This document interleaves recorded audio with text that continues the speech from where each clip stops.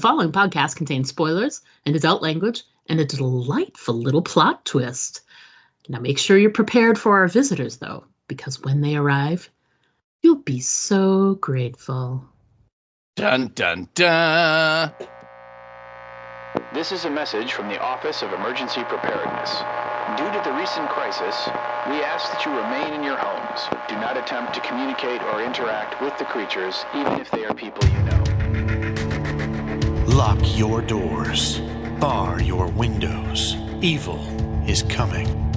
It's time for Aim for the Head, a horror apocalypse entertainment podcast.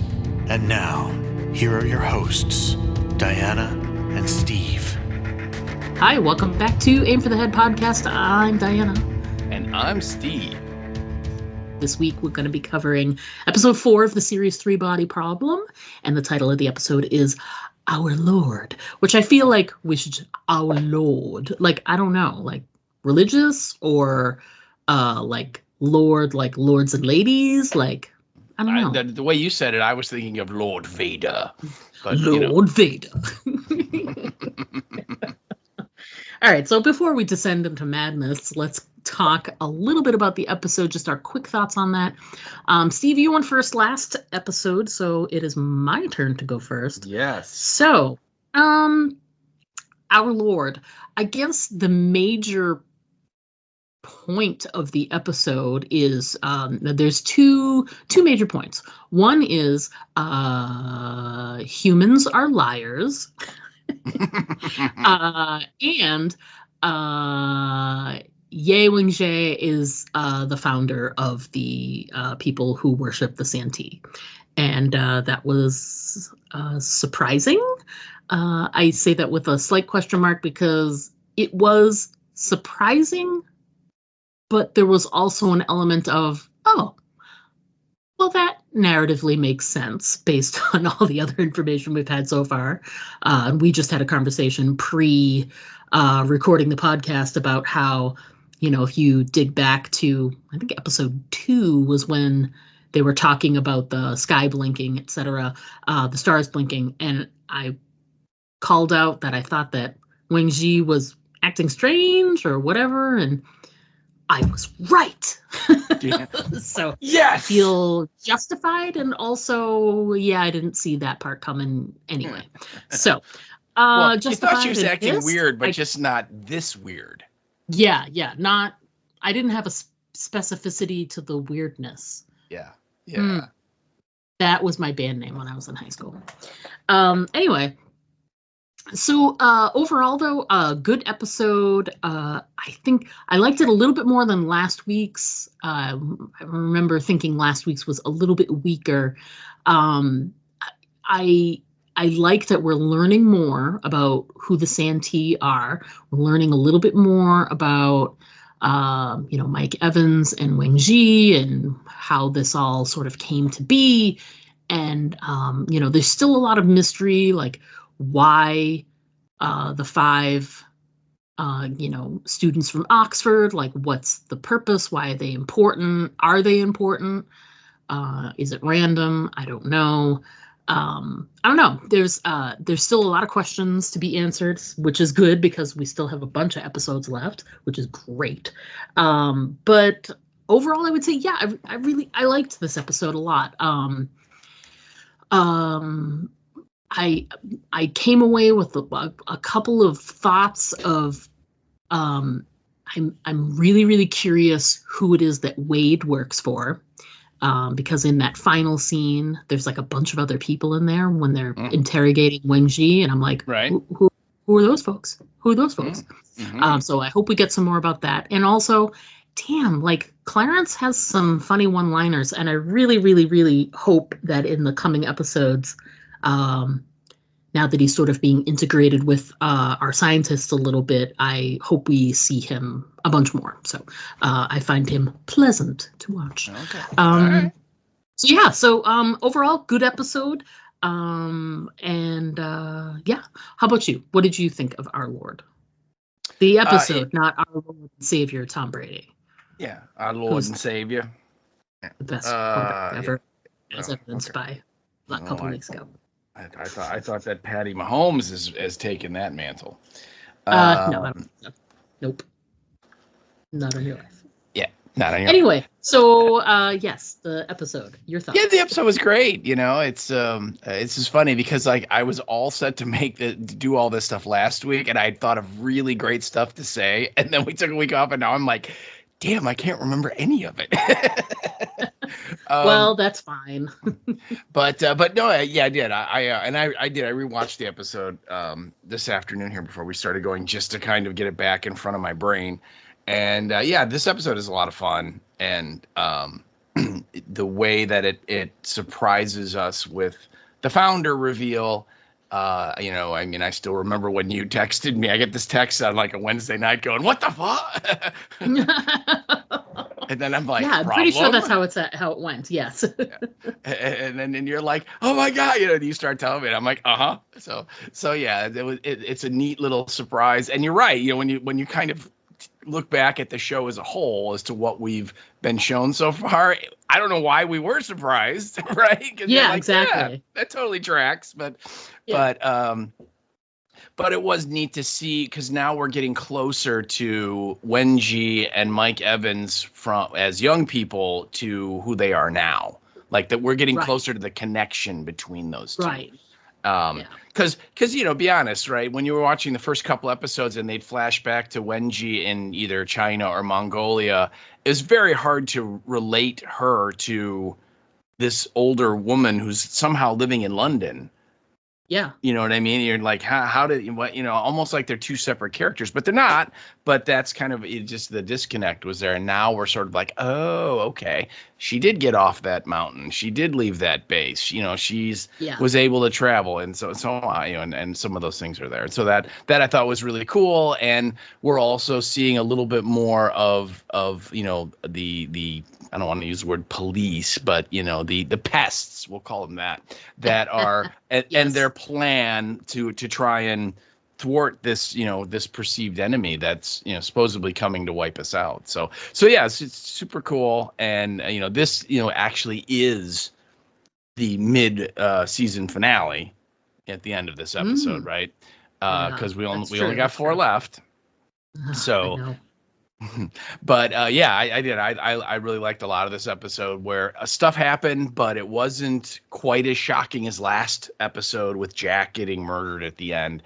But at the same time, we're I think it's just setting us up for, okay, what's going to happen next? So I loved it. I really loved it. Setting us up for more surprises, more twists and surprises. I enjoy that. All right, so before we get into at the end. There's always a twist. Before we get into our moments that we jotted down for this episode, let's just remind ourselves what the plot of this episode was. So, Steve, why don't you go ahead with that episode description, and then we'll move on to writers and director. Sounds good. So, this again is episode 1.4 of Three Body Problem, and the title is Our Lord. Not Tom Brady. And the very, very, shall we say, sparse episode description that we have is Jin seeks justice after a death rattles the group. Investigators learn of an extremist group devoted to an otherworldly entity ahead of a major summit. And that is your episode description, sort of. Yeah, that's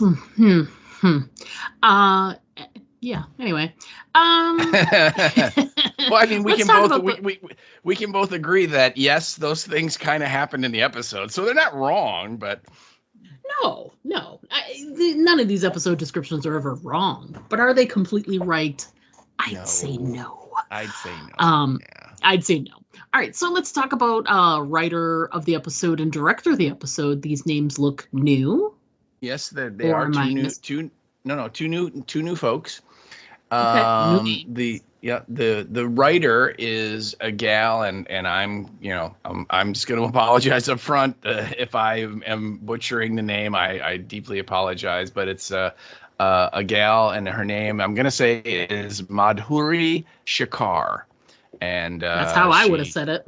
Okay, good. So, and again, if I'm butchering it, I do apologize. But she not only has written this episode, but she is a story editor for Three Body Problems. So she, I'm sure, probably has a hand in all of the episodes, a little bits here and there, if she's editing and tightening stuff up and doing little corrections and changes and things.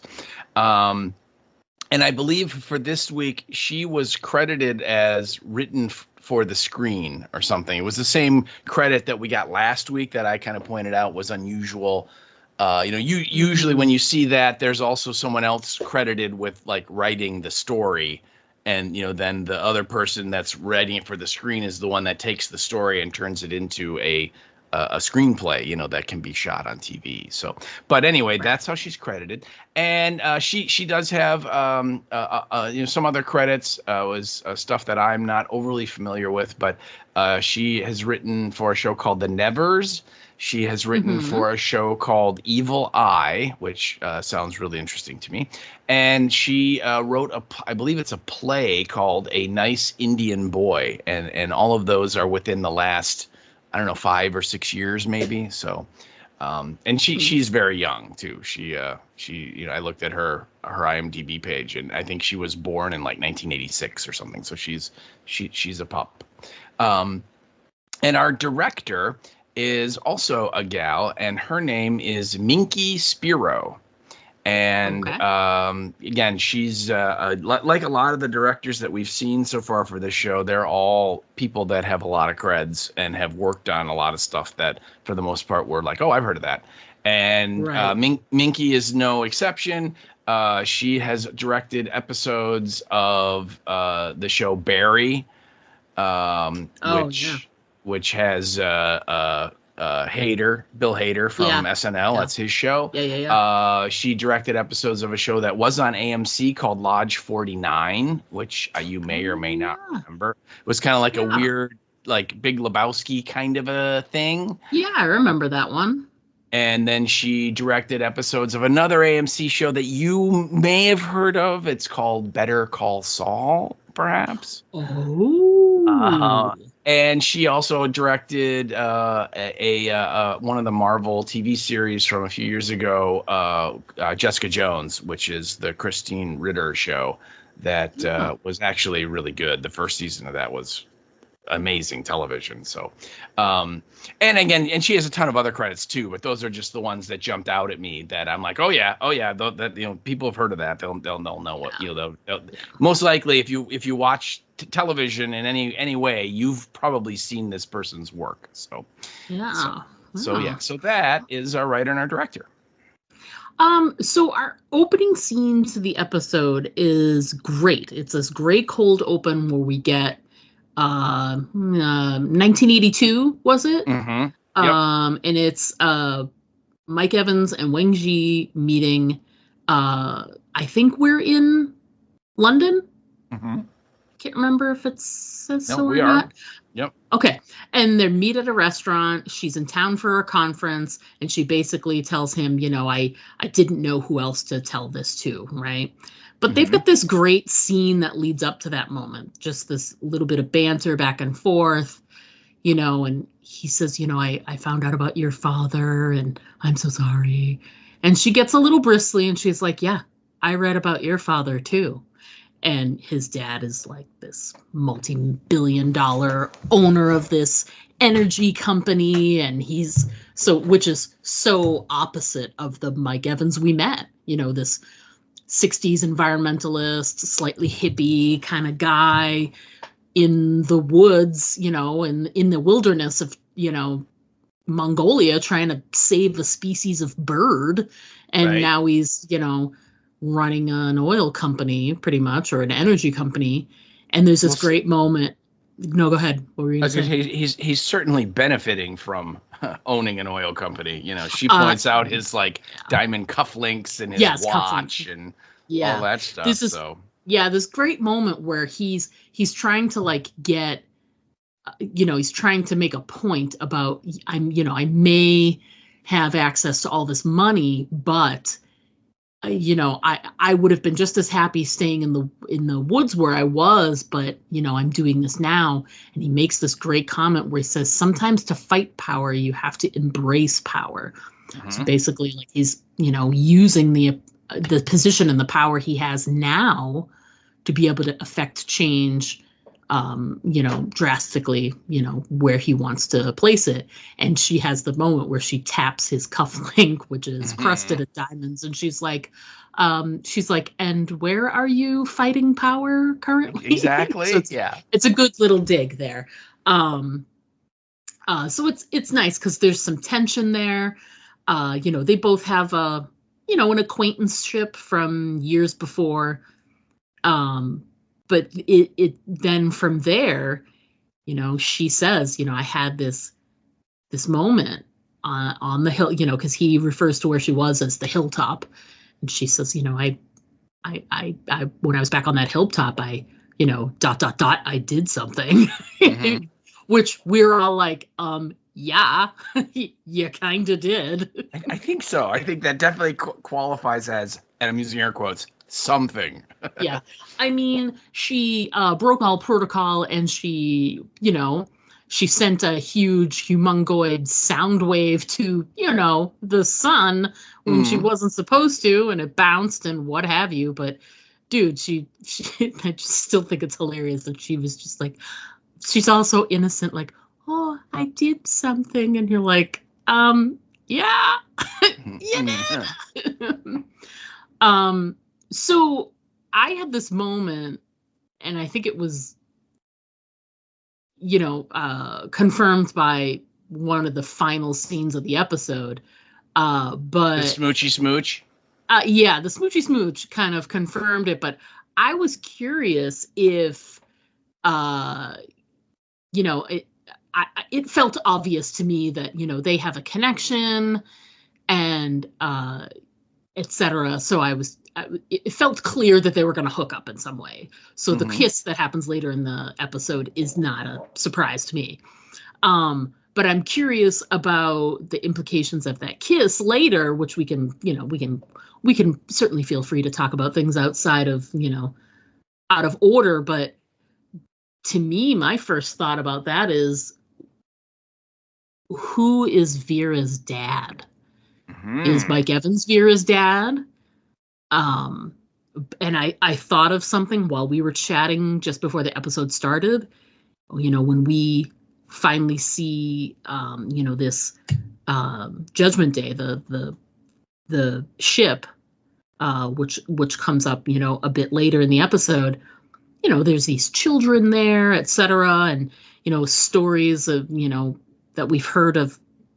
There's orphans there or what have you. It's like, we're not even sure if Vera is Wangji's daughter by birth. She could be adopted. We don't know. So there's a lot of implications that happened from the Mike stuff. And it to me, it reaches more than just like what we saw presented to us. It makes me probe further about Vera and what her parentage is and etc. So, yeah. For me, certainly that came up as well. But the bigger question that I had when I first saw this was, why are these two not together in the present day? Right. And what happened there? Yeah. Why? Yeah. Right. Why? Because clearly she looks at him as a kindred spirit. And, he's just like, hey, you're into me. I like that, and I think he looks at her the same way.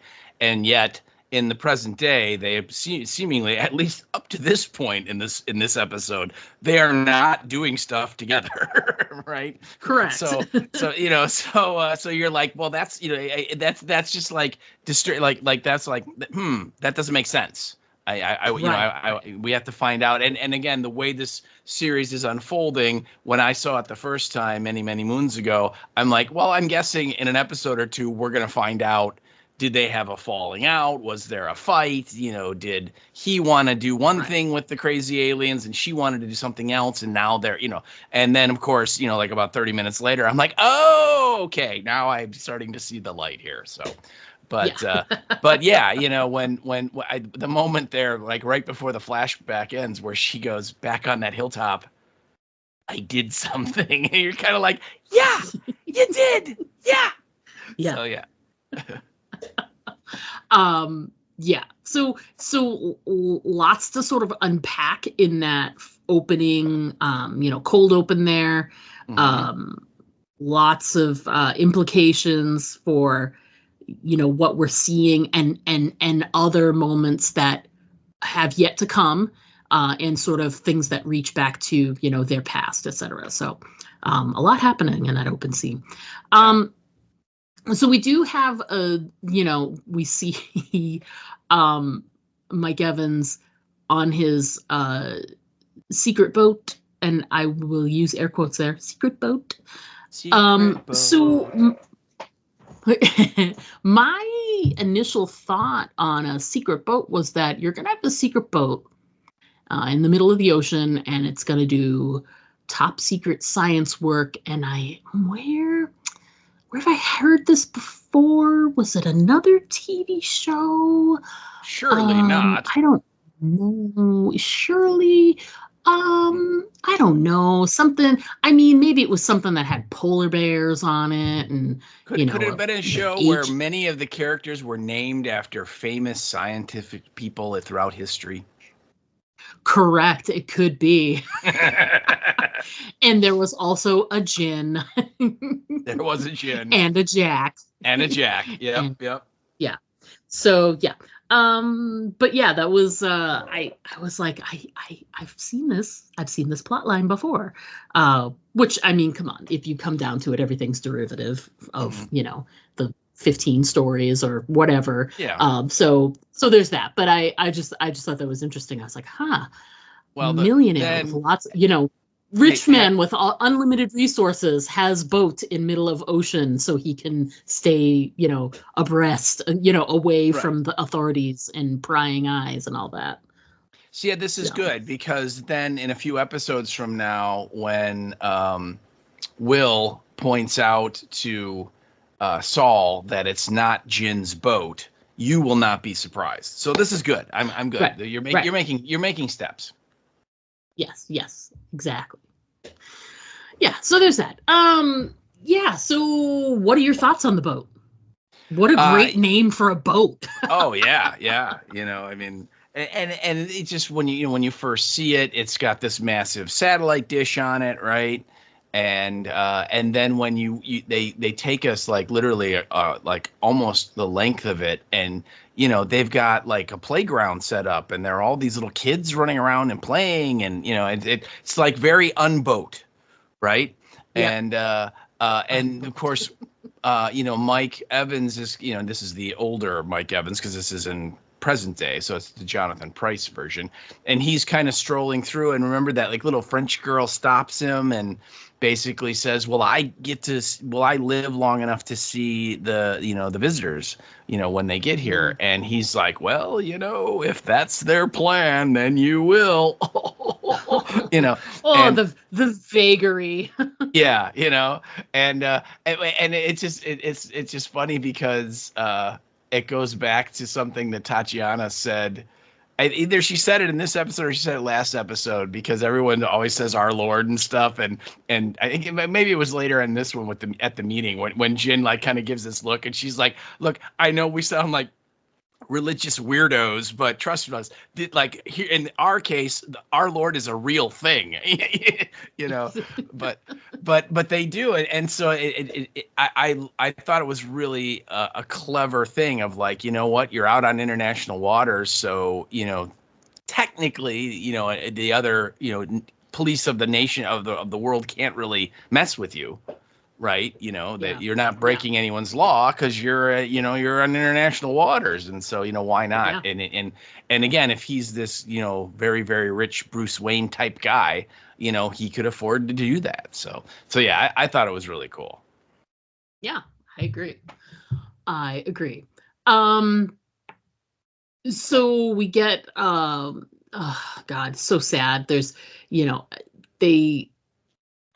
so Will has had this procedure done, and he needs to get picked up at the hospital, and he's leaving a voicemail for Jack, and he's like, my discharge was an hour ago. And you don't even need to know that he's calling Jack, and you know he's trying to reach Jack. And you're like, oh, your friend is dead. He can't answer the phone because he's dead. A slight case of death.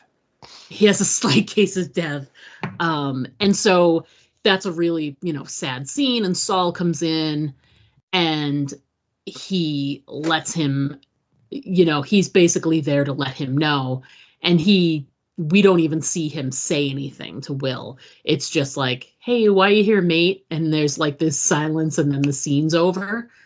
And what's great is, we've got this moment with Saul and Will, and it jumps immediately to this this scene that involves, mourning Jack's death, but it's with Augie and Jin, and they're at Clarence and Wade's office, and they're being shown the video, and it is so terrible. It is so terrible.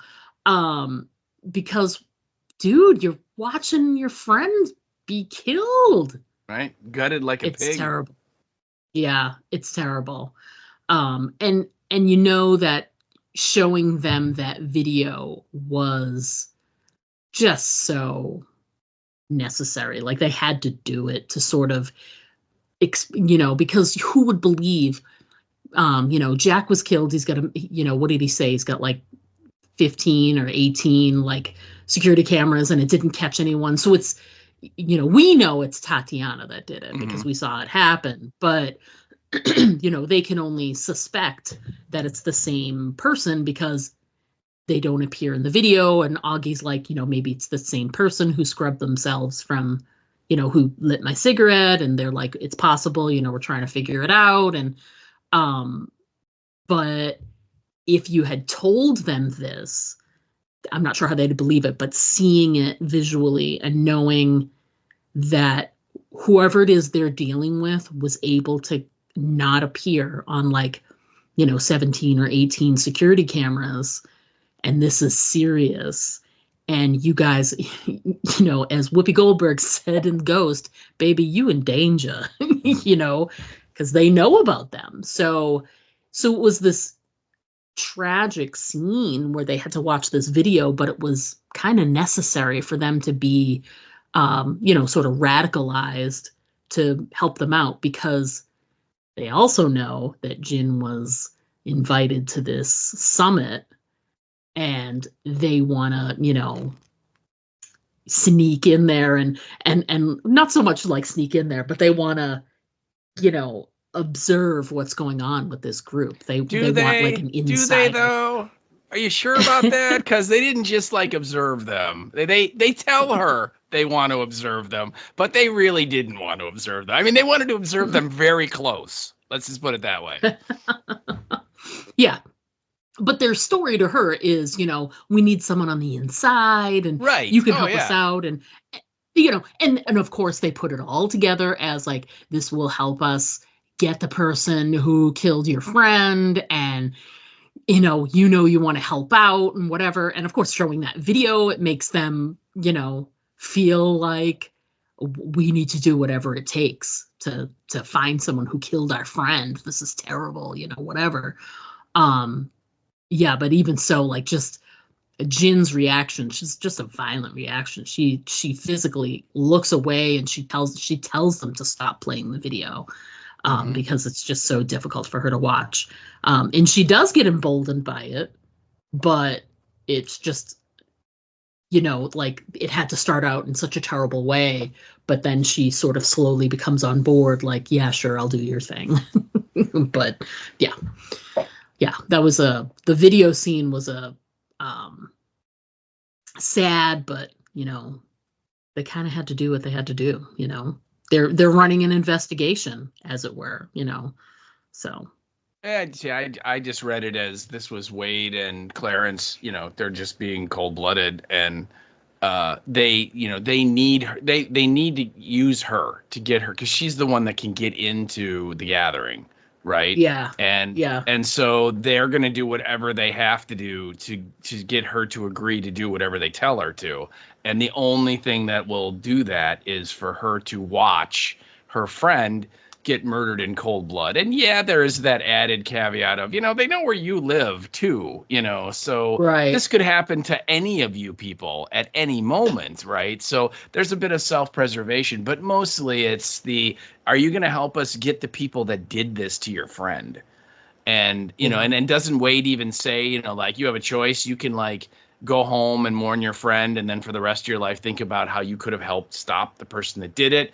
Or are you going to help us? You know what I mean? So yeah, I mean, it for me, it was much more of, these two guys. Yeah, do they really have Jin's best interest at heart? No. No. She's clearly a pawn here. So. Oh yeah. And you included a really great quote from that scene too, with which I think is hilarious. Just about it's Santa actually Claus there. Yeah, it's actually the next scene when they're getting her ready to go. So because Augie isn't there, because they cut to the scene. Oh, that's true. Yeah. Augie and Jin are at home, and Jin wants to take a whole bunch of drugs.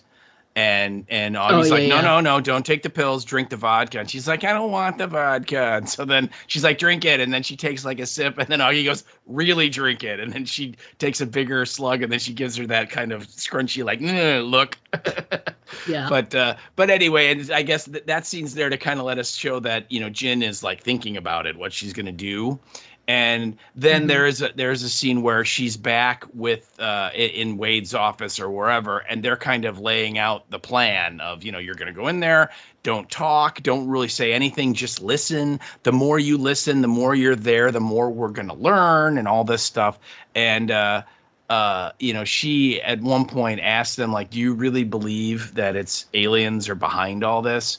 And Wade goes, you don't need to believe in Santa Claus to believe that people give gifts on Christmas. and Jin then looks at him and goes, do you believe in Santa Claus?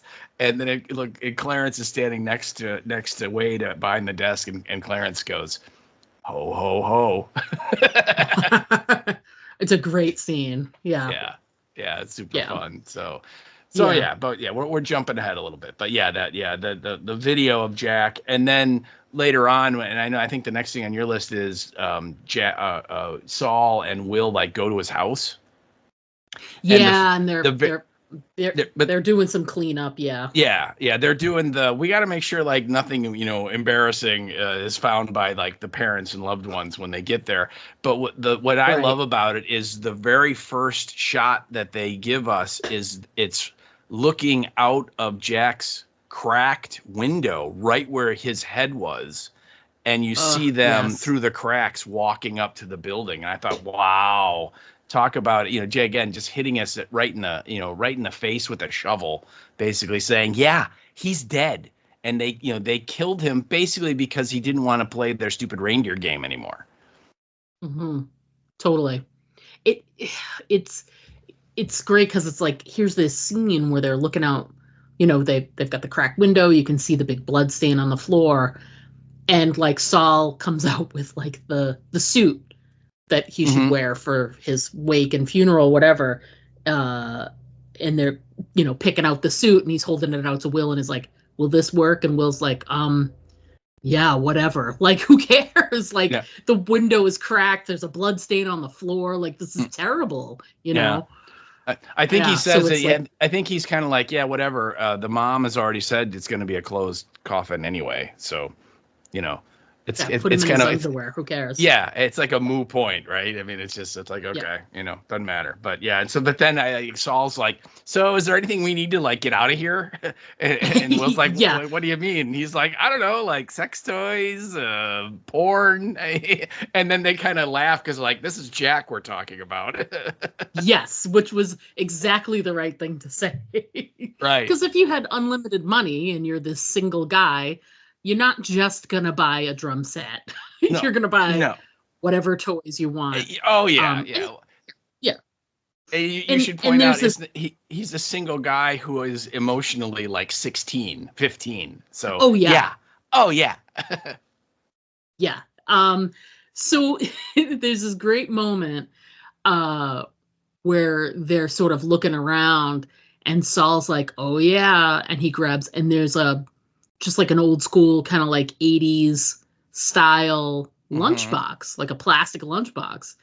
And they're waiting for like, okay, this is going to be like the treasure trove. There's whatever. There's going to be some ridiculous sex toy, or it's going to be filled with like, hash and, meth or whatever. Right. So they pop it open and it's like little treasures. There's little pictures of his friends and Polaroids and like these little figurines and things like, it's just all very innocent. And it's kind of lovely. And they both have this like really sweet moment where it was like unexpected.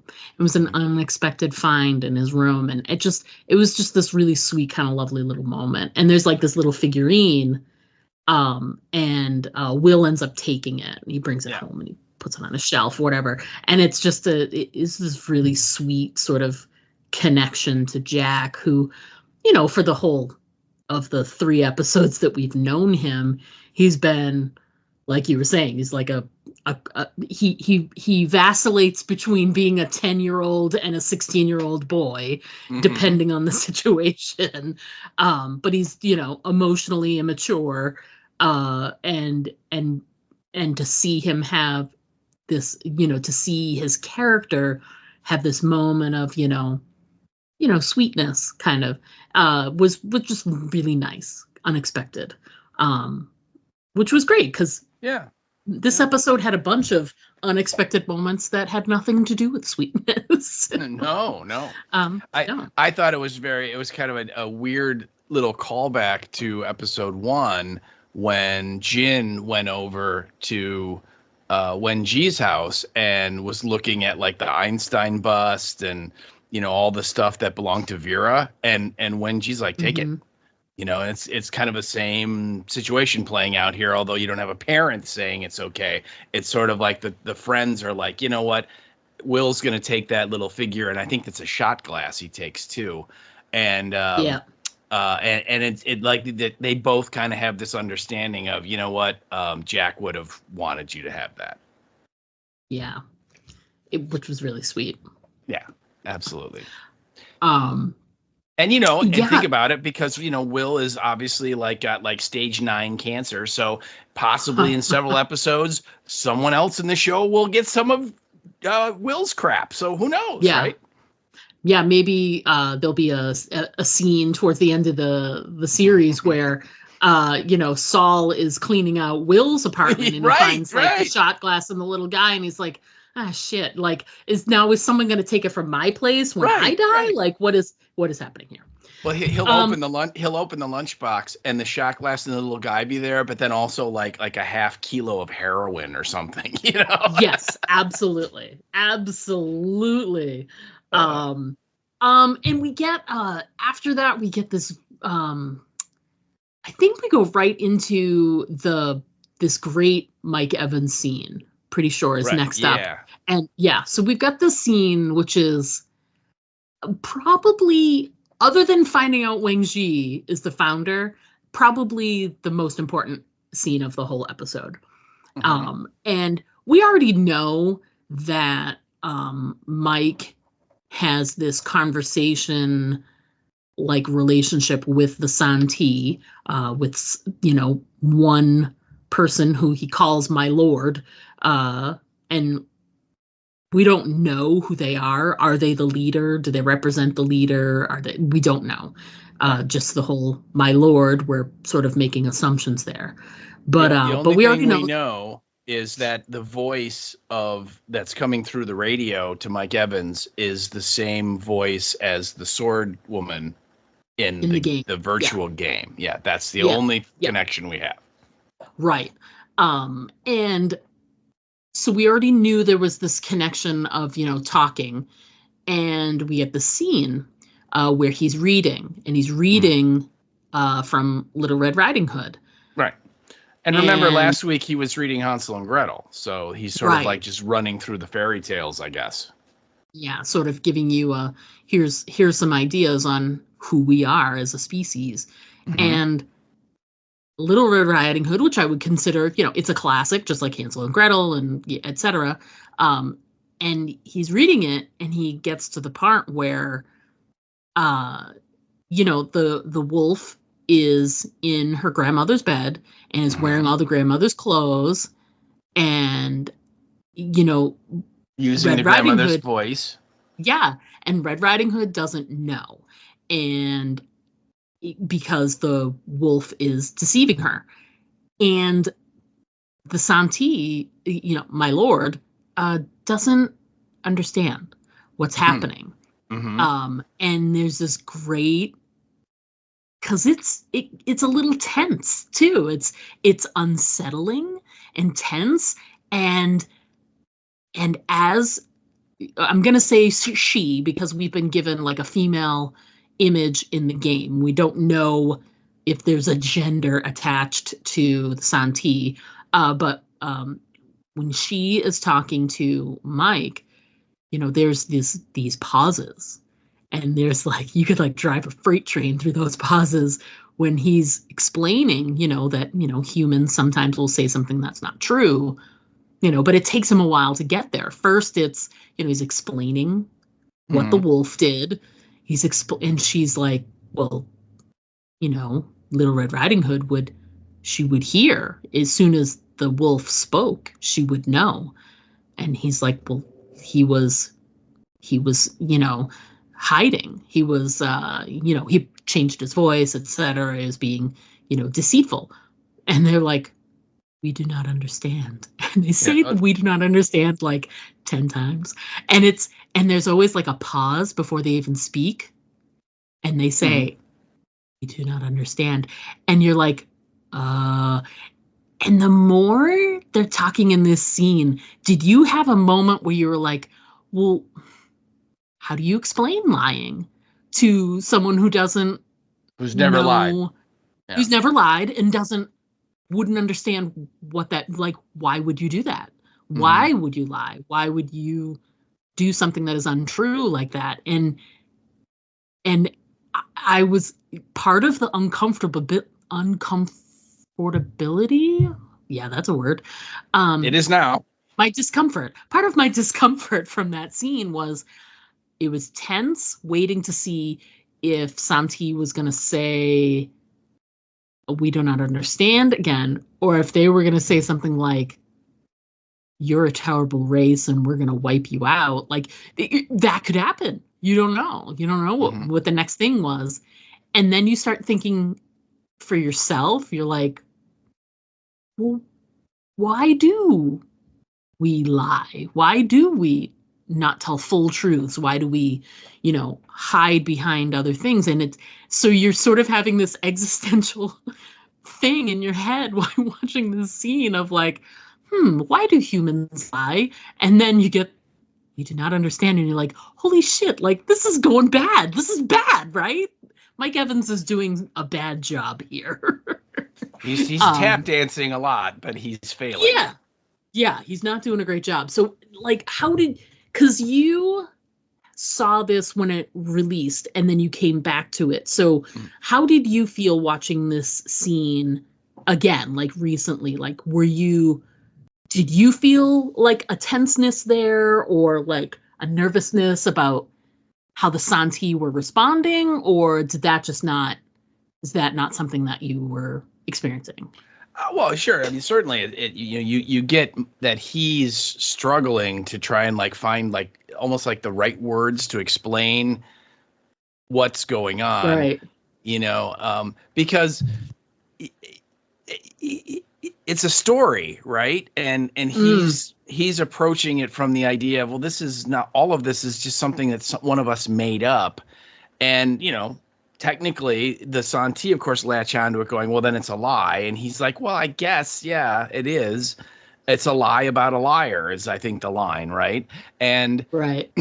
And, he's approaching it, I think, the way all of us do, which is, well, yeah, I mean, that's what we do to entertain ourselves, is we tell and make up stories. And is it lying? Well, yes, because it's not like stuff that actually happened most of the time, right? But it's harmless, you would think, right? Reading reading a children's story like this, yeah, I mean, it's all not real. And at one point, he's trying to suss out the fact that they don't get it, because the voice, the Santi keep going, we don't understand, because they're like you said, they're like, why does Little Red Riding Hood stay in the house when she knows that the wolf is the grandmother? And he's like, well, she doesn't know. And they're like, we don't get it, because the wolf has made his intentions clear in the story that he wants to eat Little Red Riding Hood. And then Mike's like, yeah, but she hasn't gotten those intentions because he's hiding them. And they're like, we don't understand. And he kind of figures out, oh, you know what? When you guys communicate, it's like they think it's wordless communication, right? And so there's no way to hide your intention. You just send what you're thinking, and the other person, thing, whatever, will receive it in their mind and know exactly what you mean and what your intent is. And what is his line? Like, oh, you do that, and we're talking to each other, we're like squawking like barnyard animals, like how primitive are we, and right. and so he kind of gets that, and then he starts explaining the whole, well, the wolf is purposely hiding his intentions. And then the Santi's like, we would like to talk to the wolf. And he's like, I'm sorry. And they're like, yeah, where is the wolf? Where's the house? And he's like, well, it's in the forest. They're like, well, what forest? There are many forests on your planet, And then it's at that point that he's like, oh my God, you're taking all this literally. And he just says, well, it's just a story, and you're right. All of the we do not understands that come, and then there's that weird pause when he tries to explain, and you're like, did that help? Did that hurt? And then their response is, we do not understand, And so, yeah, it is definitely very, very tense, because seemingly he's like digging a deeper and deeper hole, right? It's just like, dude, stop talking, where it's like, come on, man, you're not helping. But right. He's not approaching it like, oh my God, if I say the wrong thing, it's gonna kill our relationship. But it kind of kills their relationship, don't you think? Yeah, it does, and I think he's approaching it in a way that I think I would have, which is you were even saying that, like, it's harmless, it's a children's story, but then you think about it and they're like, but is it? Yeah, is it a children's story, or is it indicative of something that's very specific to human nature, which is we lie, and some of them are, and he said that some of them are small lies, they are white lies, as we call them, and but it's part of who we are as a species. But it bothers the Santi so much that it's like, I'm not sure I would have, I mean, we make fun of Mike, but I'm not sure I would have described it any better, because I would have struggled with how do you not know what I'm talking about? How do you not, because I can't conceive, isn't this a terrible thing to say? I can't conceive of being in a culture where lying and white lies and things like that, and the hiding of the truth, and the covering up of the truth and things like that, like that's just an intrinsic part of our everyday life. I lie to people every day. Oh, there's a salesperson here who wants to talk about blah blah blah, and I'm like, I'm not in. Like, that's a lie, but it's. You come into the office and someone goes, hey, how are you doing this morning? And you could be having the worst morning of your life, but you're like, I'm doing okay, because you just don't want to burden them and you don't want to get into it. I mean, yeah, you're right. It's degree. And at one point, I know that the Santi voice goes, do you lie? And he's like, well, I mean, I try not to. And then he kind of goes, everybody does. And then you get that really long pause, right? And he's like, my lord, hello? Yeah. You still there? Does the connection go? And And I mean, we should point out this whole idea, of the alien doesn't understand the Earth thing. That is not new, right? That is a very old trope. I mean, how many episodes of the original Star Trek show did Captain Kirk talk to some super hot alien babe who goes, "I do not understand. What is kiss?" And he's like, "Well, let me show you," and then boom, right, they're making out. I mean, very, very common trope of, the aliens are so different from us or so evolved or whatever that whatever human, pettiness, lying, emotions, whatever, it's completely and truly, and I'm using air quotes, alien to them. Right. And then here in this case, the worst part is, I think after he finally explains that, he lies, he tries not to, but everybody does. Basically saying, yes, all of humanity in one time or another lies, and probably lies a lot. There's that one moment where the voice goes, "We must consider this." And then he's like, "Uh-oh."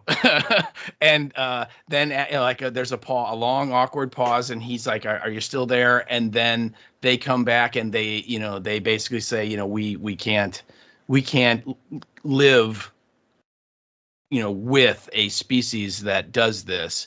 We are afraid of you. And I know. And then you're just like, "Oh, Mike Evans, no, you do not advance to the next round." In that moment, like, it's not what I was expecting them to say too. I was expecting something more like, you, like I said, like, you're a terrible species and we need to wipe you out. Saying we're afraid of you is like, it just wasn't, it kind of shifts the power.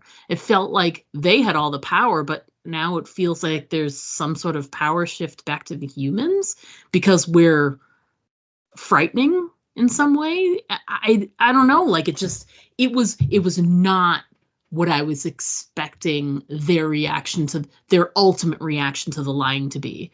I expected there to be more, I guess, anger, but it doesn't seem like they experience emotions the same way we do. So that's interesting. But they feel fear. Yeah. So that's an interesting, development. Yeah. It's I took it more as in the 20 some years that most likely Mike Evans and his people have been communicating with the aliens. Somehow, like, the plan was kind of, worked out that the aliens are going to show up and most of humanity is going to be kind of wiped out, and the Santi were going to live here. But then, like, Mike Evans and his, like, little chosen group, they're going to get to live with them. We will, for helping us, we will let you, keep your lives and you can raise your families and do all that stuff. And now that they've finally, 20 years later, gotten to the whole, well, wait, you guys are all this deceitful race that are always constantly, hiding your intentions and doing all these terrible things. We can't live with someone like that. So I get the sense that if they had any kind of an arrangement about what was supposed to happen, that's gone. Yeah. And now Mike Evans and the Judgment Day folks, they're lumped back in with the rest of us. Yeah. I guess the dirty 98%ers or whatever. Yeah. Yes. Right. The swill, steerage. He's down in steerage again. He's down in steerage. Let's use boating terms, since that's where he is. So, and also we should point out too that before that, this incredibly, moment happens. The Santi voice, Mike Evans mentions that, like, the summit meeting that Jin is going to sneak into is all set up and it's going to happen, and they're very excited about it. And the Santi is like, your enemies know about it. And he's like, "I'm sorry." And they're like, "They know about the meeting and they're going to be there." And he's like, well, "They are?" And they're like, "Uh-huh." And so he's like, "What do we do?" And the Santi's like, "You're nothing. We will protect you." And he kind of does that oh, my Lord, you are so cool, you know, and it's sort of like, you know, he kind of reaffirms in his mind that, yes, you know, these alien beings are definitely the side to be on. And then this scene happens and they go, we are afraid of you. And they literally stop talking to him. And then based on what happens at the meeting, I don't think they're protecting them. Yeah, they're not paying attention anymore. Not really. Or at least, or at least they're not as concerned about making sure this group, you know, gets through everything okay. Yeah, not at all. So speaking of that meeting, that sort of is the next chunk there. You know, we've got that scene about the Santa Claus. They're getting Jin all ready to go. They get her in the car, and she drives out there, or they drive her out there. I forget how it works, but she drives out there. Like the invitation just had like coordinates, like map coordinates, and so she typed that into her GPS. Yeah, she shows up at those coordinates, and it's kind of like slightly countryside. It's like it's nowhere near anything, and this car shows up with a driver, and she immediately is like, Dr. Chung. You're like, oh, okay. Well, she scans her eyeball and makes sure it's her. But then once they've confirmed that, then she's super nice and is like, yeah, our Lord is waiting. Come on. And it's like a real nice SUV, you know, and so she's like going in style. Yeah. Yeah. And she's doing what she was told to do. So as soon as she gets in the car, you know, she's immediately asking questions. Like she's not, you know, she's not giving up any information, but she is trying to get more information. You know, so where are we going? The summit. What's gonna happen at the summit? You know, like where, you know, but she's doing it in a way where it's like she just sounds curious because she's the one going. It doesn't sound like she's like, who'll be there? What time will it start? Like she's not being, you know, it's actually. Can you list in alphabetical order who will be there?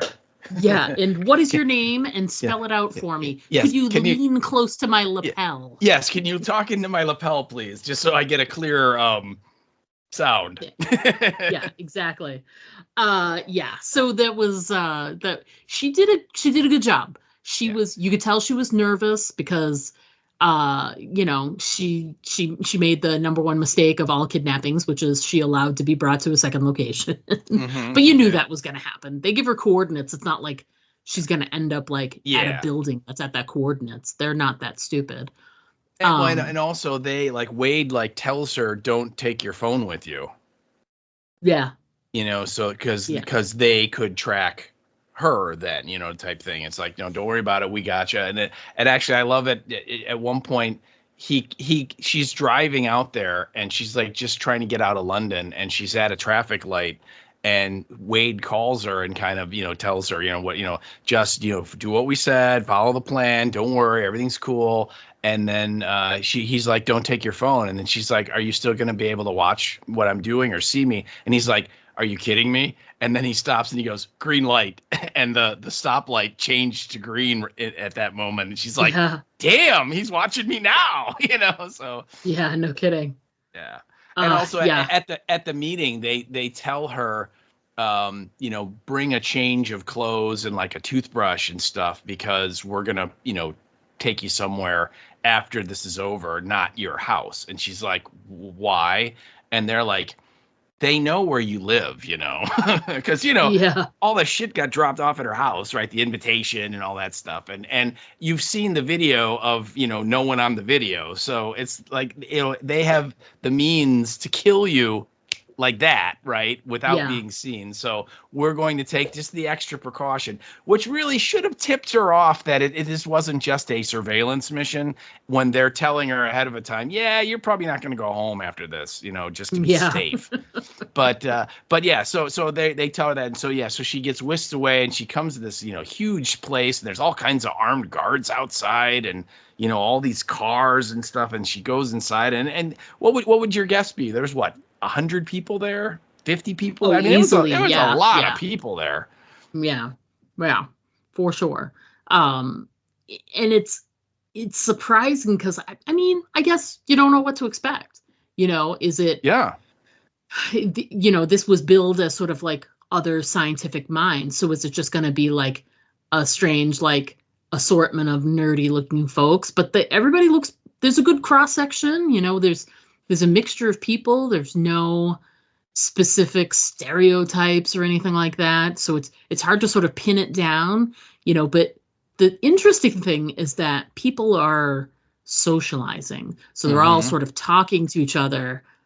And you have to assume that they all showed up, singularly, just like Jin did. So, they're all talking about their experiences, playing the game, or,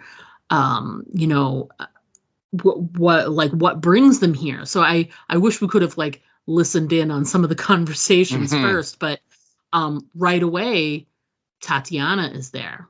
Oh. And it's tough because we know what she did, but Jin doesn't know that she's the one that did it. So Tatiana, has she met her yet? I don't think so. She's introducing herself to Jin. Yeah. But in that moment, she introduces herself, but in that moment, she slightly gives away how much knowledge she has, because she's, we're sorry about your friend. And you're like, how did you know about my friend? Well, I mean, Jin they have to know that Jin knows that they killed him. So, you know what I mean? Yeah. It's like, it's like he's dead. He was brutally murdered, and the killer didn't show up on the video, which is exactly the same as the woman that Augie met. She didn't, you know what I mean? And all of this is, again, unlike Lost, this information is common amongst all the characters because they tell each other stuff.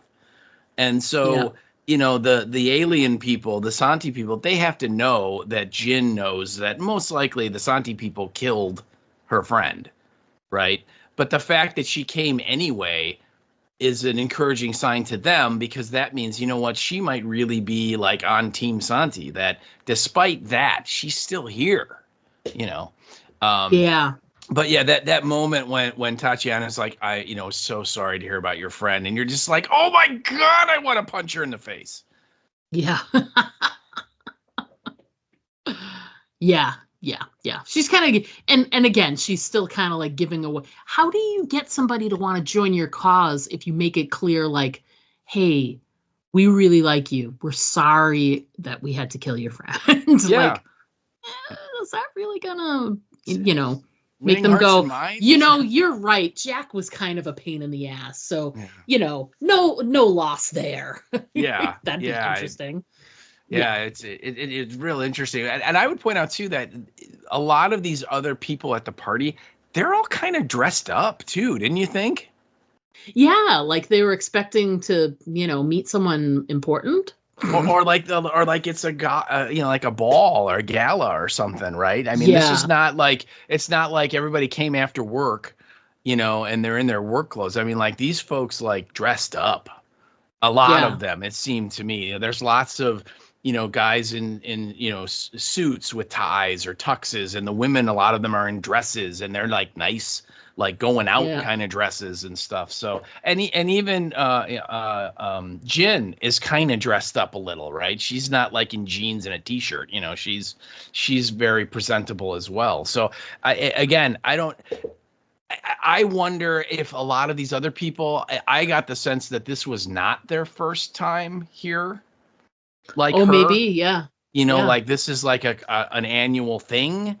And, once you're a part of the group, you get invited every time they have one. And that's where you get to meet the new folks and kind of, oh, hey, you're part of the group now. This is really cool. But you're right. I definitely wanted to eavesdrop on some of the conversations to hear what were they talking about? Were they talking about the game? Were they talking about, preparations for the Santi or whatever? It would have been really interesting.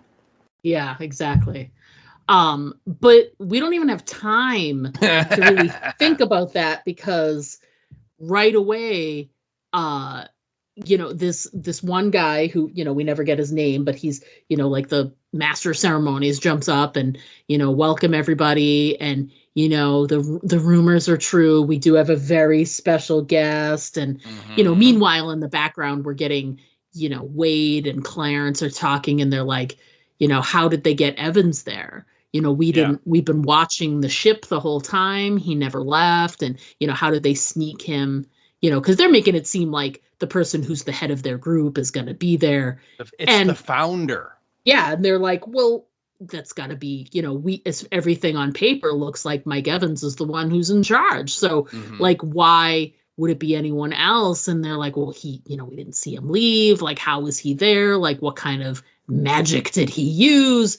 And they're like, and now, we're so pleased to introduce our group's founder and a reason for, blah, blah, blah, and all these accolades and whatever. And they say out loud, it's, Wing-Ji, yay! And the door opens and she comes in and there's a spotlight on her and Jin looks like she is about to shit her pants. Oh, yeah. And I mean, she just saw Ye like not too long ago. She's like, she handed her the headpiece and all this other, right. And she walks right by her and Jin is like, oh my God, oh my God, oh my God, or, holy shit, holy shit, holy shit. Yeah, what's happening? What's happening? What's happening? Yeah. And, Wing-Ji goes right up to her and is like holds her hands or like touches her and is like, I'm so glad you came. And like this big smile, and she just walks away like it's no big deal. Like, oh my God. So then it's like the layers of, well, it seems clear that these people had something to do with Jack dying. So does that mean Wing-Ji knows about Jack dying? And oh my God, like, why is Vera dead? Like, Vera's your daughter? Like, all of these things are just like, and you can see visually, you can see Jin's brain start to break into pieces and fall out of her ear because she just can't. There are too many things happening all at once there. And right then and there, then the authorities of some kind, they burst in and they break everything up, and there's a lot of shooting and a lot of action, and it's it's nervous and stressful and all this other stuff, and Jin falls to the ground and is, oh my God, and there's gunfire everywhere, and because there's this moment, I think there's this moment where Clarence sees Jin and is like, we'll get you out of here. And Tatiana sees it. And so she knows that there was something amiss here. And she has a gun and she goes to shoot Jin at one point, and Clarence shoots Tatiana and saves Jin there in that moment. And there's a great line. Both of us made a note about it because it's the best line of the whole episode. When, because he's such a dry character. I love Clarence's, like, how his take, like, this actor is fantastic. And then, he's telling her, we're going to do this, we're going to do that. We'll see, we'll put you in a safe place, you and Augie, and we'll make sure you're fine. And, blah, blah, blah. And then he's like, how does he put it? Because you're very lucky. I'm a terrible shot. I'm a terrible shot. Yeah. Well, so we should point out that Jin, the authorities come in, they like smash through with an SUV or something, and they come in and initially when G is like, don't resist, and she like sits down on the floor and everything, and it starts going peacefully, but then somebody in the audience pulls a gun and the shooting starts, but it's kind of intermittent. And before it happens, they're like zip cuffing everybody, and they zip cuff Jin. And then one of the like regular guys, the policeman, is like, let's get you out of here. And he, grabs her by the wrist and picks her up and is walking her out. And that's when Tatiana sees that. And so when she goes to shoot at Jin, and Clarence ends up, kind of wounding Tatiana, right? Because while he hits her, like you said, he's not a very good shot, so he doesn't, hit her in a vulnerable spot. Jin falls down though, and like she gets this massive cut on her forehead, And, later on in the ambulance, she's got this big butterfly bandage on her head, and, her hair's all got dried blood in it, and her clothes are all ruined. So I mean, she's beat up, right? Yeah. And yet that there's Clarence going, hey, you were lucky. Okay. Like all this is a good result, So, Yeah. So, yeah. And they do. And he does say that, they're going to take her someplace safe. They're going to take Augie someplace safe, because those are the two out of all the scientist people that they know has had direct contact with the Santi folks in one way or another.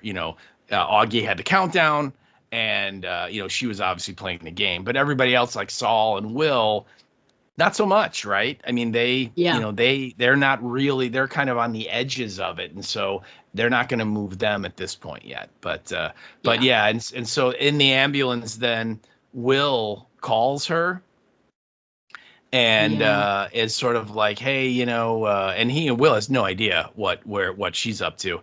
And Will is like, what do you say we get out of here and take some time and like the whole group can get, do something and get our minds off of Jack and all this. And she's like, yeah, it sounds okay. And again, she's a mess. Right.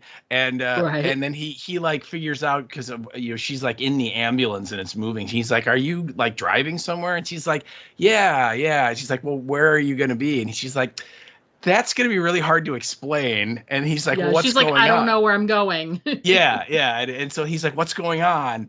And she's like, I have something to tell you.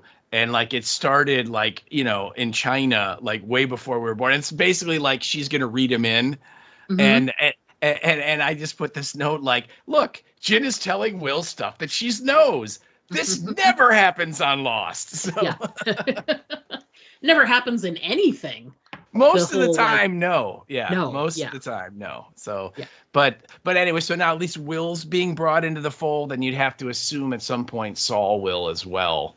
And so they're all going to be kind of on, learn what was going on with Vera and certainly her mother. But yeah. And then, I know you wrote this scene down. I guess I wrote it down. You mentioned it somewhere, which is the end scene where Wen-Ji is like brought into this conference room and Clarence is going to interrogate her, and there's like a table with like 6 or 8 chairs, and there's like all of these like different ethnicity, different sex people sitting there, right? And every race, color, and creed, almost like a UN kind of thing, right? And some of them have like military uniforms on, others are just dressed like civilians. And I think it was when we were talking before the show, and you're like, who are those people? And I'm like, I'm the same way. I'm like, yeah, who are these people? Clearly, I don't know about you, but I got the sense that like Wade was like working for them, and he was not above them on the authority, on the depth chart, right? I mean, clearly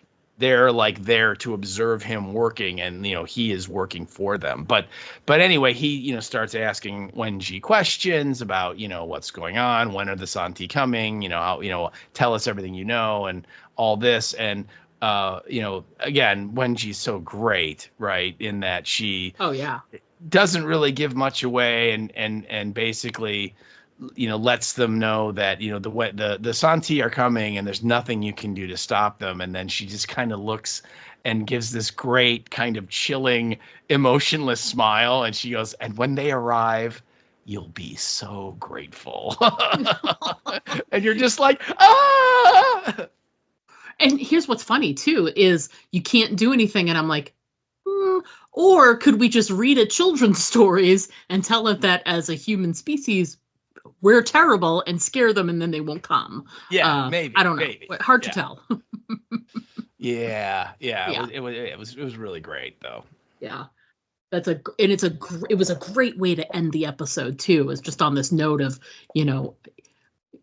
you're still reeling over the fact that she's in charge in any way. And then you get that scene and you're like, okay, so yeah, like what's going to happen next? Like, do we get the invasion of the Santee at some point in the next episode? Or do they say, hey, we're not coming? And then there's like some kind of war. I don't know.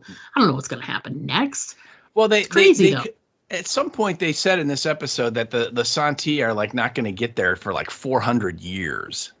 Yeah, because they're like 4 light years away or something. Right? So I mean, it's not like they're going to show up tomorrow. And clearly, like the Mike Evans, the Judgment Day group, their plan is to, like their like children's children are going to be the ones that are around to greet them, right? Mm-hmm. Yeah. And that's why like that little French girl's like, will I be around to see them when they get there? And he's like, well, if that's what they want, but he's really telling her, you got no shot, kid. It's not going to happen. But it is. It's an incredible way to end because the finality of it and the sort of like, look, this is fate, and you have no say at all in what's going to happen. And that is, they're coming, and when they get here, they're going to take over everything, and that's what's going to happen. Yep, I love it. I think we did have a couple of moments here where we sort of jumped around a little bit. Is there anything we didn't cover on your list? I know you've got that great quote from that scene with Clarence and his son, for one thing. We didn't talk about that scene at all. I think I've got everything on my list. So let's cover whatever we didn't get on yours. So yeah. Well, one of the things that struck me about this episode is that I get a lot of it's like a parent talking or dealing with their children kind of a vibe. And you get that in this scene with Clarence and his son. You get that. I at least get that a lot with the Santee talking to Mike.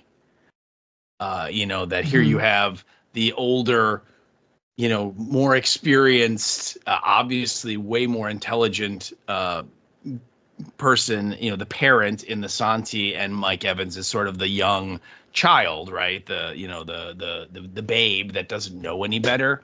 And I thought that was an interesting kind of dynamic that they establish throughout this episode. It kind of weaves its way in and out of this particular episode. But Clarence is like at home and he's working on his computer, and his son, who is, would you guess, like his mid-20s maybe? Yeah, that's about right. Yeah, he's like sitting on the couch and he's playing like a Mortal Kombat kind of a video game. And they're kind of having like, they're talking about the game, Clarence is like, which one is this one? And, he's like, it's this. And the guy's going to, rip my chest open and eat my heart or whatever. And then the topic kind of turns to Clarence, like kind of goes, how's the job hunt going? And his son, whose name is Reg, by the way, it took me like 3 databases to hunt that down because they never say it. They don't say it at all in the episode. All the closed captioning ever says is son. Thank you so much, closed captioning. He goes, I've got a job. I'm an entrepreneur. And then Clarence fires back, that's not a job. That's a word you learn to pronounce. And then they talk about, his Reg has a boyfriend, and he asks, how's the boyfriend? And Reg is like, we broke up because he turned out to be awful. And Clarence says something like, well, you have terrible taste in men. I mean, what can I say? And then he goes, yeah, I take that after my mom. And Clarence like looks up at him like, that's too far, kid, But yeah, I just love that bit when he's like, nope, that's just a word you learn to pronounce. Like, get off your ass and get a job, So, but it was fun. Yeah, one thing I wish towards the end of the episode where we get that line from Clarence, I'm a terrible shot. You think about the handful of like funny moments in the episode or lighthearted moments, and he's connected to all of them. This scene with his son, the ho ho ho moment with Jin later, and then the terrible shot line. And it just makes me wish, like, I hope, like, as the episodes, go on, like I don't know though, but I certainly hope that there are more scenes with Clarence. I really hope so, because I really, really am enjoying this actor. I'm loving his take, his sort of dry way of approaching everything. It's just fantastic. I love it. All I have to say on that is overalls. All right.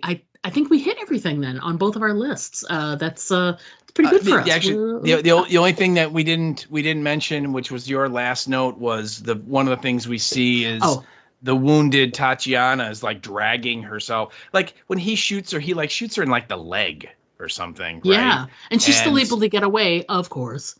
Of course. And so we see her and like she's like dragged herself, on her stomach, like army crawl style, and she's like 100 yards like climb up a hill away from the building, and you see like way behind her there's the building, and there's all like the police vehicles with their sirens, their lights on and everything, and she's like, yeah, I'm gonna get away, and your line is she gets away, of course, because we need to have a villain, right? So of course she gets away. So yeah. What's interesting though, and I just thought of it, is her being shot and injured at all at least proves that she is mortal in some way. Like we don't know who Tatiana is. We don't know why she can't be seen on the security cameras, like what that's about. But if you shoot her, she gets hurt. So maybe that's gonna be important later. I don't know. Well, as a very wise man once said in the 1980s, if it bleeds, we can kill it. Yeah, that's a good sign. And of course, you're going to know what movie that was from, and I won't, and That's Arnold from Predator. Oh, wow! I haven't watched that movie in a long time. Get to the chopper. All right, so that's it. We did it. We covered all our points. Now we did it. So perfect. All right. Well, we're going to go ahead. We're going to take a quick break. When we come back, we're going to discuss the listener feedback we got for episode 4. And we're going to talk about what's coming up on the podcast and what's coming up for us outside of the podcast. So that's coming up next. So everybody, please, we are afraid of you, but stick around because we'll be right back. Now there's about 20 of them out there. What will we do? Don't worry, we're safe in here. They'll never get in. Why is it that in every zombie story, people always think that their safe haven is invulnerable? I know. It's like, hello, the walkers are totally going to get in. You better get ready for it. No! Diane, get behind me. No, it's not stopping. Do something, Jack!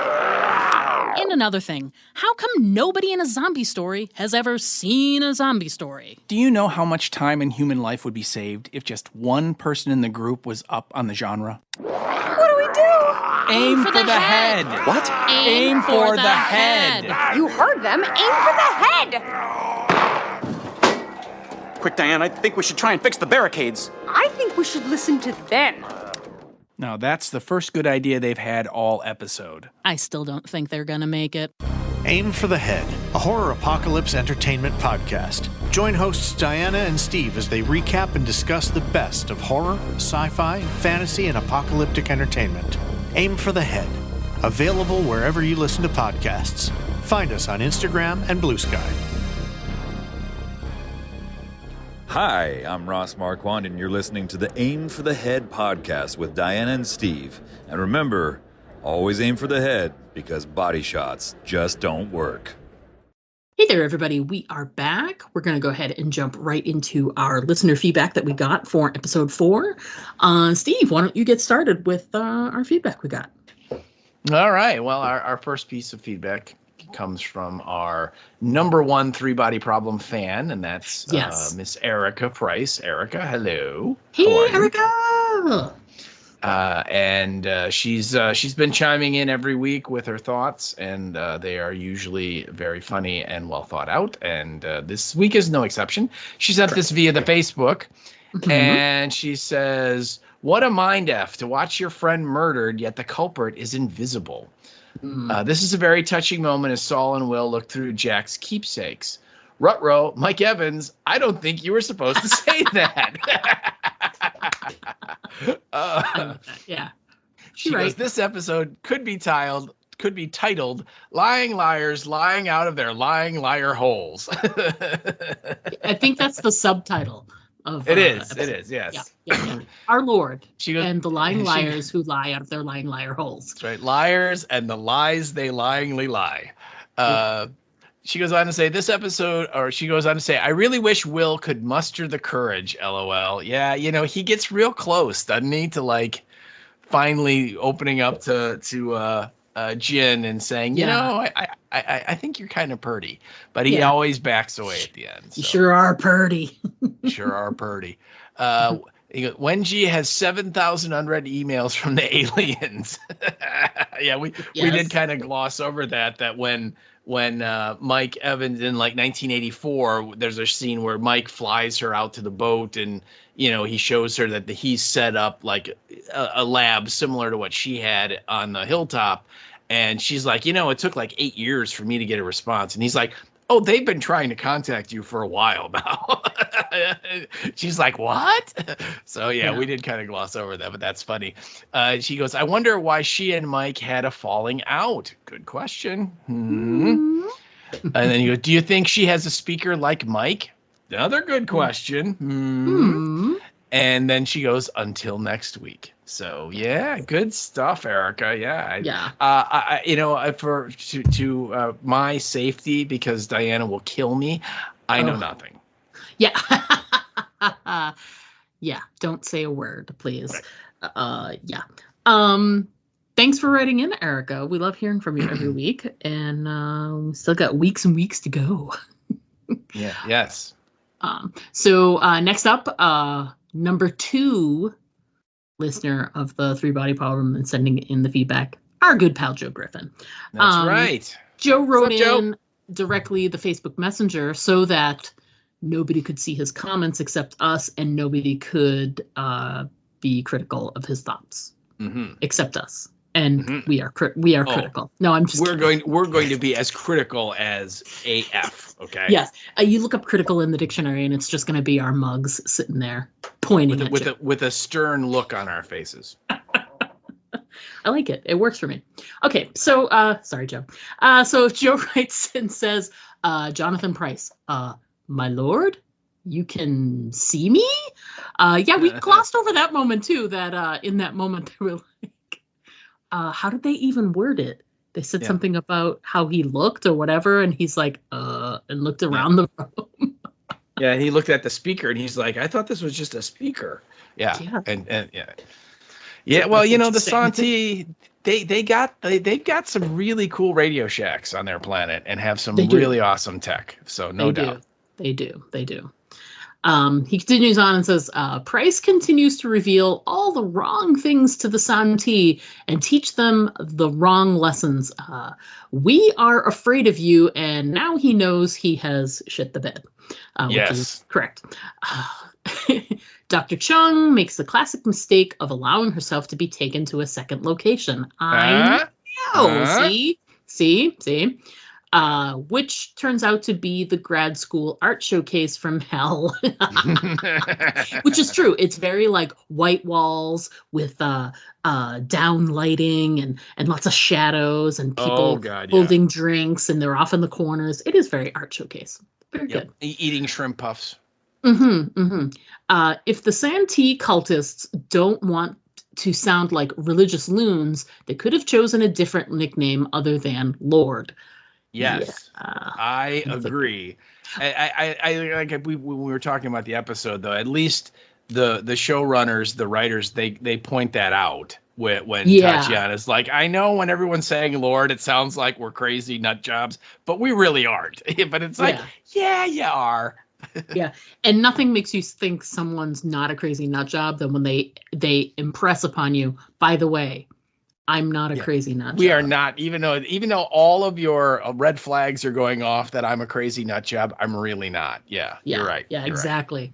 Right. I think, though, it's entirely possible, and I don't have a reference point for this because I haven't seen any of the other episodes, but if you think about it, how do they portray their world in the game for them to be playing? There's a sort of feudal Asian inspired sort of, the one that Jin, and they use lord titles there. And, Jack went to something that was fairly more, Anglo and British, also lord titles there as well. So I mean, you can interpret a lord in multiple ways in this instance. Whether or not it has a religious capacity, I don't think we know that yet. But it's still, Joe, you are not wrong. It's the wrong nickname to have if you don't want to appear like you're a religious loon. If you need to tell people we're not crazy, don't pick a crazy, nickname like that. Right, exactly. Yeah, so continuing on, Joe says, Ye Wenji is the founder. Sir Davos didn't see that coming. That's a Game of Thrones thing.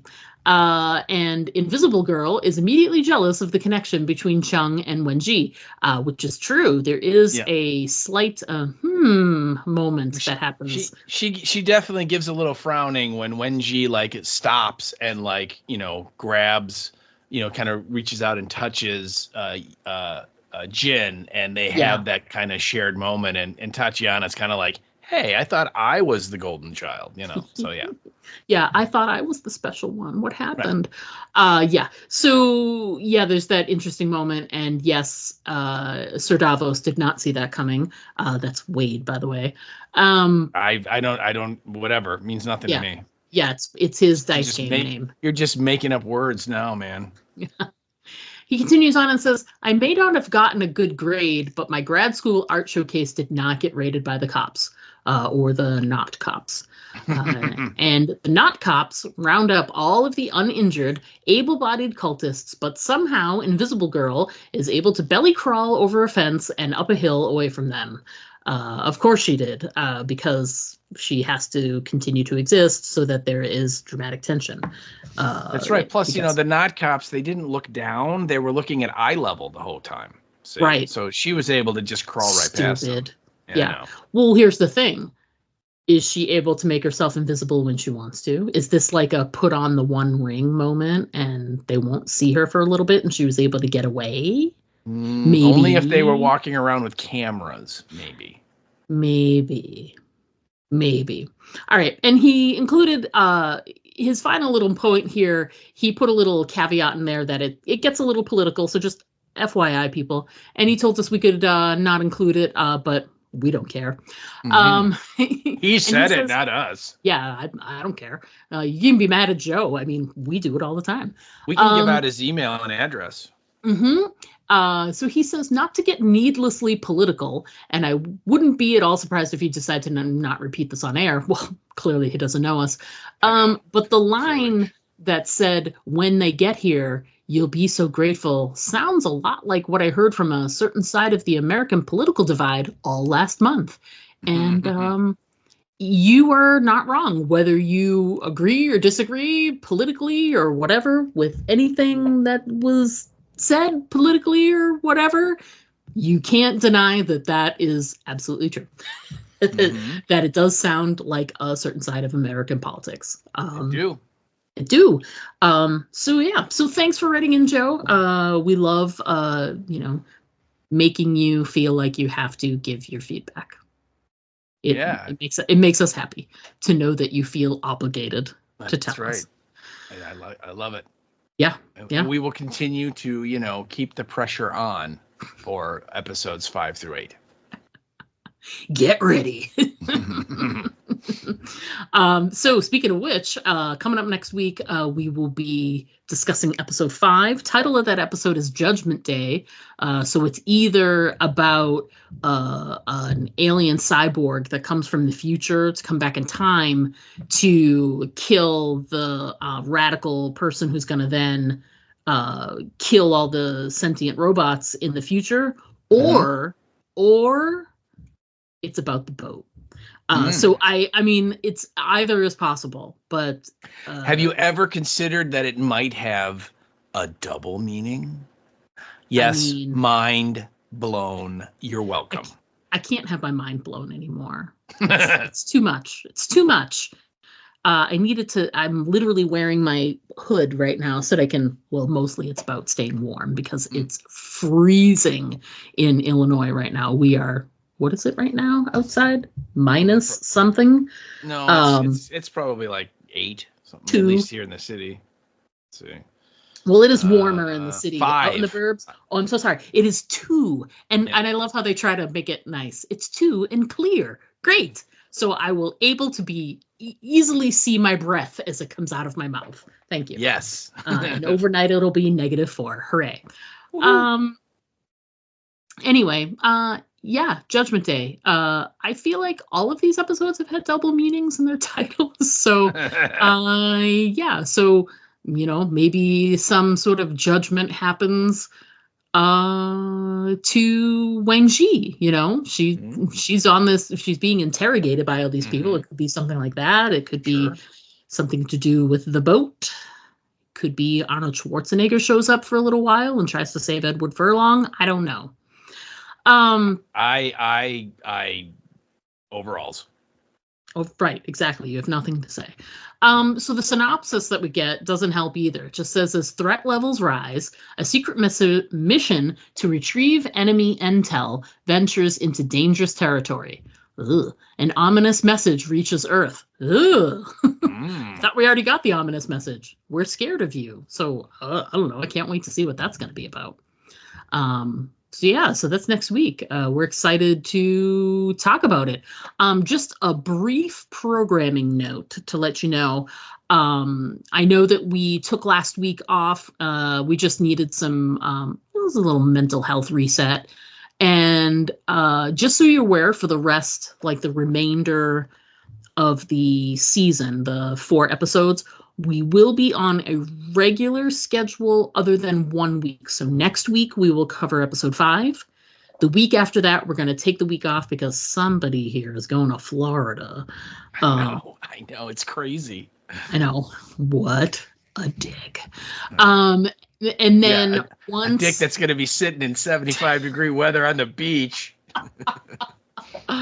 Yeah, and I'll be here in my house with my hood on to keep my head warm. Thanks, mister. I'm going to have my shoes off and my feet in the sand, whatever. Anyway, so we won't be having an episode that week. But then when we come back after Steve graces us with his presence from Florida, we'll then go every week from there on out until we're finished with season 1 of 3 Bodies. So we'll have episode 6 and then the 10th, then the episode 7th on the 17th, and then episode 8, the finale on the 24th. That's how it stands right now. Obviously, at the last minute, we could make changes, but we're planning on following that schedule from here on out. And of course, we'll always throw social media posts out so you guys know what's going on with the schedule, and we'll be looking for feedback. So keep your eye in your feed for those. So this past weekend, did you do anything in particular, Steve, that you'd like to tell our listeners about? No. Oh, okay. Great. No, I That's did. great because I got other stuff to talk about here. Yeah, you do. You've got all kinds of premieres and stuff. But always in February, my Joe and another friend of ours, the last couple of years, we've gone out to Los Angeles there's a big Doctor Who show out there called Gallifrey 1. And that was this past weekend. And so I was able to fly out in the middle of a snowstorm and get the plane. I did watch as the plane got de-iced. That was an interesting, 10 minutes in my life. And, with all of kind of the crapshoot that air travel has become in the last month, it was a little dicey. We were definitely are we sure we want to do this? But everything on our flights both ways was great. So there were no problems, which was great. And the show was really, really fun. I got to meet Catherine Tate, who, if the name doesn't sound familiar, she is a comedian and actress. And she spent, I want to say, at least a season and maybe a little more at the end of The Office. She was she played Nellie, who was one of the bosses that came in after Michael Scott had left to run the paper company. I don't know, people are Office fans if you remember that or not, but that's something that you might have seen her in that's here. And also met Jenna Coleman. Jenna Coleman, the thing that she did that would be available here, she played Queen Victoria on the show Victoria, which was like a PBS kind of a show that's on BritBox and did run on the PBS stations here. So, and a bunch of other, people that either make the show or in the show in one version or another. So, going back to like the 80s, there were some actors that were here that were on the show back then and stuff. And it's a wonderful weekend, and lots of people are cosplaying, and it's a really fun, friendly environment, and everyone, you can just walk up and start talking to people and make new friends very, very easily, and it was wonderful. So really nice to kind of get away from all the cold and ice and snow here and get out to LA, where it was like in the high 60s was most of the time. And the other bonus for us was we went out a day early.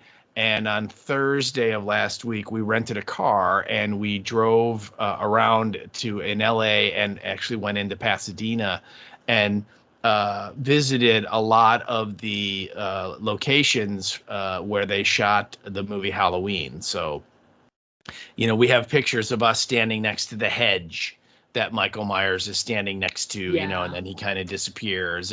And we have a picture of the Strode house, which still pretty much looks the same. And we have a picture of that corner of the street where Laurie is sitting on the big stone waiting for Annie to pick her up. And we went to the Myers house and we got pictures of that. And the hardware store where Michael breaks into at one point, and ultimately we finish it off. We went to the graveyard where Judith Myers is buried, and there's a moment in there where Donald Pleasance walks by this headstone that's about waist high, and it's a very visible name, and we found that headstone and we took pictures standing next to that and stuff. So it was a lot of fun. It was really kind of a neat little pilgrimage to do for the horror fans that love the John Carpenter stuff. So it was a really fun trip. I was very, very happy I went, had a really good time.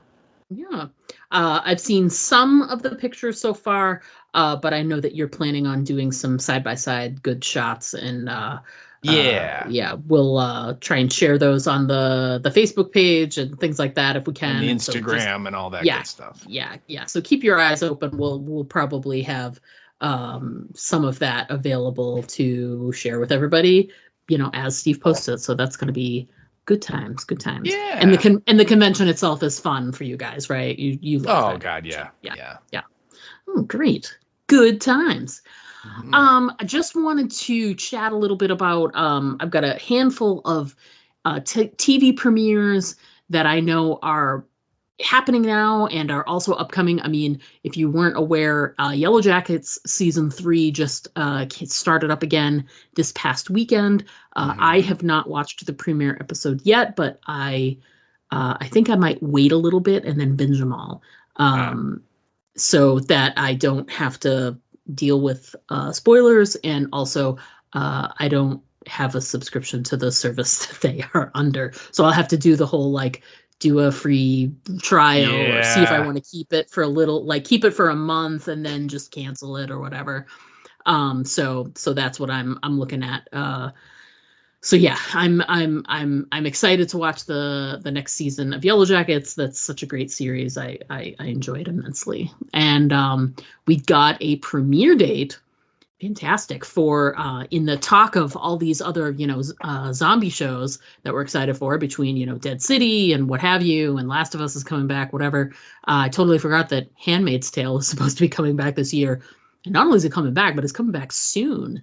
They are going to premiere on April the 8th, which is a Tuesday, I believe. And if memory serves, I think they drop new episodes on Wednesdays when that does happen. So, but anyway, when they drop on the 8th, that Tuesday, they're going to have the first 3 episodes drop that day. And then from there on out, it'll be 1 episode a week. It'll be a weekly drop every week until May 27th will be this, and this is the last season of Handmaid's Tale, so it'll be the series finale that's on May the 27th. So if you're Handmaid's Tale lover, get that going. And if you've never watched it before, get yourself a Hulu subscription and get ready for some depression. See, I gotta say that's really weird because I thought the first episode of the new season dropped on January 20th, but that's just me. I see what you did there.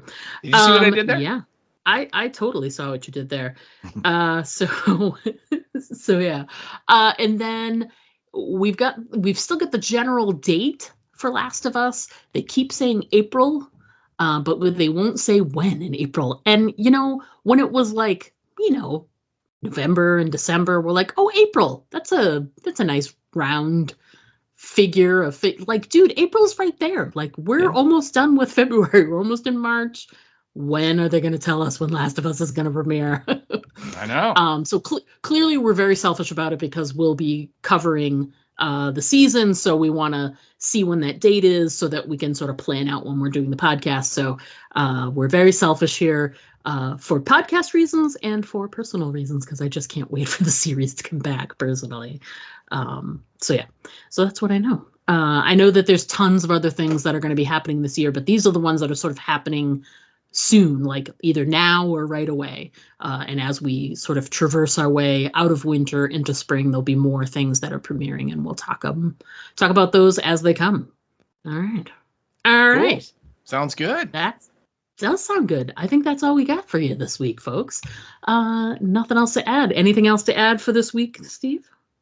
No, just stay warm if you're in a spot of the country that it's frigid like we are. Yeah.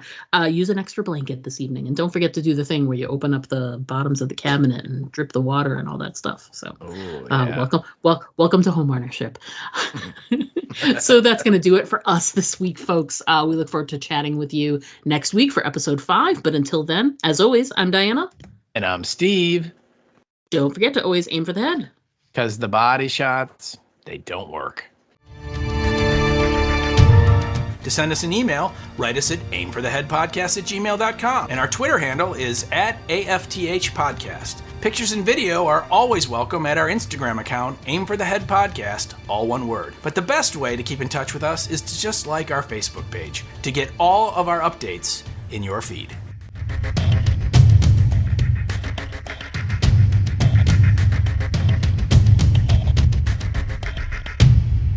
Then we would have lost all of this lovely B-roll. Priceless banter. Priceless banter, where we talk about everything and nothing in particular.